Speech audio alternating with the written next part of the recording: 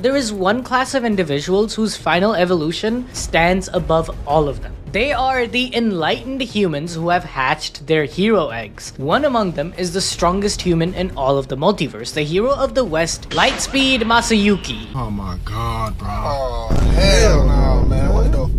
That's not his true power, okay? He bagged Velgrynd, alright? See, now that's some bullshit.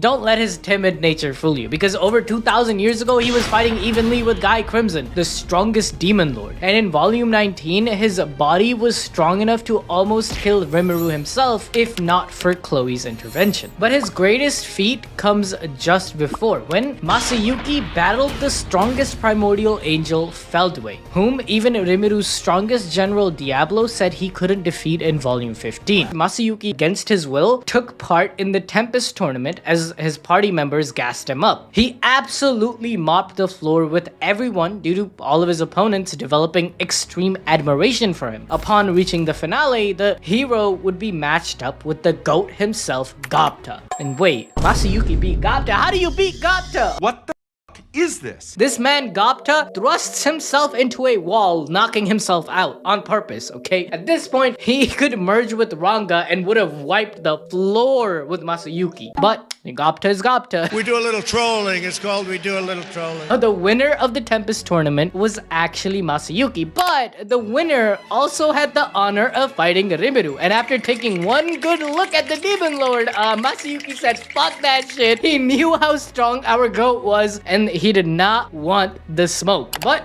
due to his skill, everyone cheered for him, because the oh-so-great hero was showing mercy to the Demon Lord. Bro, are you serious right now, bro? Instead of being absolutely embarrassed, bro just forfeited, declaring Gapta the winner. But that still didn't keep Rimuru away. Rimuru thought that Masayuki was very talented and could be a great asset to Tempest. This wasn't the hero's simp powers. Rimuru had made that decision of his own volition, as he was unaffected by the Chosen One. And so the two met, where Masayuki was delighted to find another friend who was immune to his skill. Also, with how Tempest's development reminded the boy of his own home of modern-day Japan, it was a match made in heaven, with Masayuki taking up the mantle as Tempest's spokesperson for adventurers and an advisor to Ramirez's dungeon due to how good he was at JRPGs. Basically, this man was a walking marketing tool. But when you're under the protection of someone like Rimuru, that doesn't really matter. However, let's not kid ourselves. Masayuki and his team were the first streamed party to make it to floor 60 of the dungeon, so they weren't slouches either. As Masayuki continued to gain prevalence within the Cardinal world, people started thinking, man, this guy really looks like the Emperor of the Eastern Empire. Now, people thought it was just a coincidence, but we all know that's the furthest thing from the truth. Even Rudra himself, or rather Michael, was like, what the fuck? That's hacks. This man finally won after 2,000 years of fighting Rudra. What does he do? Just reincarnate again, but as a slightly different dude this time. So naturally, when the Eastern Empire invades Tempest, Masayuki is one of the prime targets, with Feldway alongside another primordial angel, Cornu, come after him. But Masayuki's team and Diablo's highest ranking servant, Venom, alongside the vampires Caligulio, all struggle against the enemy so the hero could escape. Because if Masayuki is killed, then much of the morale of the public and people fighting would also be lost. He might not be physically strong, but his presence was needed for the sake of Tempest. Also, we don't want to lose our highest rated streamer, okay? Yet Masayuki feels unsure about leaving his friends behind and hesitates, giving Feldway the perfect chance to lunge at him. However, at that very moment when Masayuki decided to head back and help his friends fight, the world language spoke to him, asking if he wants to upgrade his unique skill and add an ability known as heroic recourse to his arsenal, which made him a magnet to heroes around. But in this moment, it kind of felt useless to Masayuki, thinking it wouldn't be enough to protect his friends. However, just as Feldway was about to decapitate Bernie, who was protecting Masayuki, his sword clashed against another as adult Chloe, or Cronoa, showed up to help. Let me get them digits, girl. both Feldway and Cronoa vanished as the speed they were clashing swords at was incomprehensible for the rest of the people on the ground. Unfortunately, this wouldn't last for long, as due to Cronoa possessing Sariel, Lord of Hope, and angelic skill, Feldway used Michael's absolute dominion against her, with Cronoa dropping to the ground alongside her mask and saying, "I am Sariel, Lord of Hope. Your command, Sir Michael." This dumbass Feldway though, he got a little too ahead of himself, where he ordered Cronoa and Cornu to take care of Masayuki, with himself leaving the dungeon towards the surface, thinking that there wasn't anyone strong enough to defend the boy. Now, what is Masayuki doing during this time when Cronoa is unsheathing her sword to literally game end him the next second? Let's see. Oh yeah, he's gooning at Cronoa's beauty after her mask got taken down. I am not making this shit up, okay? Bro was thinking about how cute Shorty was instead of living. But this thought was cut short because he accidentally thought of Cronoa as the hottest girl ever, which wasn't true, as the baddie who kissed him on Earth and sent him to the Cardinal World was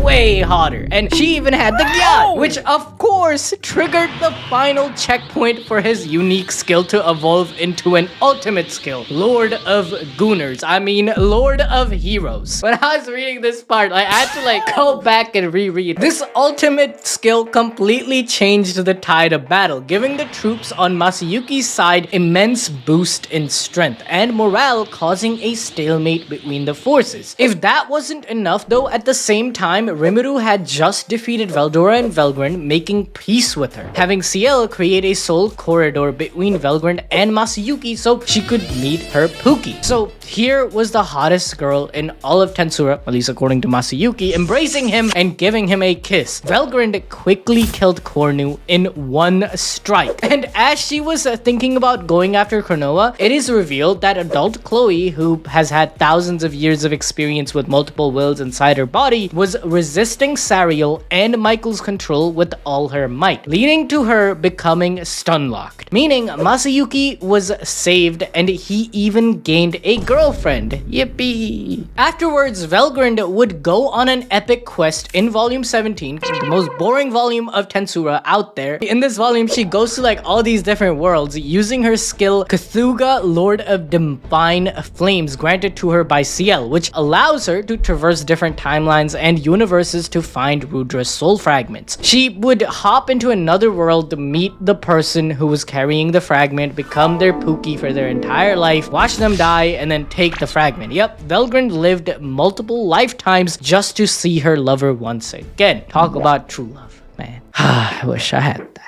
These worlds varied from barbaric kingdoms, alternate versions of our world, and even Rimuru's previous dimension itself. She would essentially become a goddess in most of these worlds, serving as a divine figure or important ally, keeping them from destroying each other via internal conflicts and the phantom race who kept trying to destroy the worlds she visited. But after a long journey, Velgrynd was able to collect all the soul fragments of Rudra, only having one left, the central, and she found it in Japan when she stumbled across a boy who looked identical to Rudra, Masayuki Honjo. After looking at the boy, she couldn't edge any longer. After all, she had spent several lifetimes attempting to find him, and now he was staring right at her. So Velgrynd kissed Masayuki, immediately combining all of Rudra's soul fragments and bringing the first hero back. However, not in the way Velgrynd exactly wanted. This coalescence of memories returned Rudra's power to Masayuki, but not his memories. He was left with only the pieces that his past self lost in his fight with Michael, like his status as a chosen hero and the skill Chosen One. And because Masayuki wasn't a normal dude anymore, he was sent to the Cardinal World and did everything we just talked about. Yep, this is a time loop.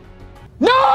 Once again, I know it's kind of weird, but in all honesty, it makes a lot of sense. I mean, space and time work differently throughout all dimensions, especially to virtual beings. Velgrynd's multi-dimensional adventure doesn't actually play out in real time for Rimuru, and the whole situation with Chloe is honestly way more confusing. But regardless, all you need to take away from this is that Masayuki is Rudra, but isn't actually Rudra. But still, the world finally figures out that he's the reincarnation of the Emperor without having his his initial memories. And even if he didn't want the title, everyone agrees that he should be the next emperor of the Eastern Empire after Michael dips with Feldway at the end of the war between Nazca and Tempest. So Masayuki becomes Masayuki Rudra Nam-ul Nazca, the new emperor of the East. After all this, you're probably wondering whether or not Masayuki fully regains his memories as Rudra. Well, yes, I mean he does, but not in the way you would think. It's due to his ultimate skill. Like I said earlier, he has the ability to restore fallen comrades, obtaining their memories, abilities, and stuff like that. Eventually, Masayuki is able to summon a plethora of heroes like Granville Rozzo while confronting Feldway through his ultimate skill, Lord of Heroes, in Volume 19. Bro even summons his past self, Rudra, allowing him to essentially take full control of his body, or rather, the merging of the two. During this time, he's pretty much the first hero himself, consuming his soul power to compensate for his overall weak physical strength, momentarily becoming the strongest in the world at that moment in his fight against Feldway. This merging also brings back his memories, but upon Rudra's departure, he's still overall Masayuki. You can tell because right after the fight, this man straight up touches Velgryn's boot.